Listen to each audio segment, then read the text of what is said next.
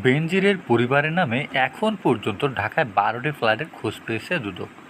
এর মধ্যে গুলশানের ৪টি ফ্ল্যাটের খোঁজ দুদক আগেই পেয়েছিল। নতুন করে সংস্থাটি আরও ৮টি ফ্ল্যাটের খোঁজ পেয়েছে। এরই মধ্যে ৬টি ফ্ল্যাট ঢাকার আদাবরের একটি ভবনে, ২টি বাড্ডায়। বাড্ডার ফ্ল্যাট দুটি বাণিজ্যিক বা অফিস স্পেস। এছাড়া দুদক বেনজিরের পরিবারের আরও প্রায় ৭৬ বিঘা জমির খোঁজ পেয়েছে। সব মিলে বেনজিরের পরিবারের নামে ৬৯৭ বিঘা জমি পাওয়া গেছে। দুদকের আবেদনের পরিপ্রেক্ষিতে ঢাকা মহানগরের জ্যেষ্ঠ বিশেষ জজ মোহাম্মদ শামস-জগলু হোসেন বুধবার নতুন করে খোঁজ পাওয়া বেনজিরের পরিবারের ৮টি ফ্ল্যাট জব্দের আদেশ দেন।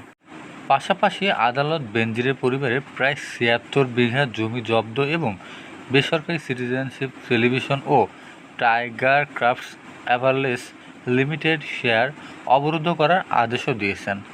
আদালত এর আগে ২ দফায় বেনজির ও তার পরিবারের নামে গোপালগঞ্জ, মাদারীপুর, কক্সবাজার, ঢাকা সাভারে থাকা ৬২১ বিঘা ৯টি কোম্পানি শেয়ার এবং গুলশানের ৪টি ফ্ল্যাট জব্দের আদেশ দিয়েছিল।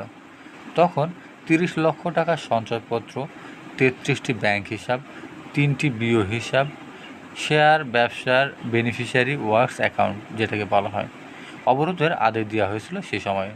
দুদকের পাবলিক প্রসিকিউটর মাহমুদ হোসেন জাহাঙ্গীর গতদিন বলেন, বেনজিরের পরিবারের সম্পদের অনুসন্ধান অব্যাহত রেখেছে দুদক। এখন পর্যন্ত যেসব সম্পদ পাওয়া গেছে তা জব্দের আদেশ দিয়েছে আদালত। সম্পদ অনুসন্ধান চলার মধ্যেই বেনজির আহমেদ গত ৪ মে সপরিবারে দেশ ছেড়েছে। তিনি ২০২০ সালের এপ্রিল থেকে ২০২২ সালের সেপ্টেম্বর পর্যন্ত আইজিপি এবং এর আগে ২০১৫ সালের জানুয়ারি থেকে ২০২০ সাল পর্যন্ত র্যাবের মহাপরিচালক ছিলেন।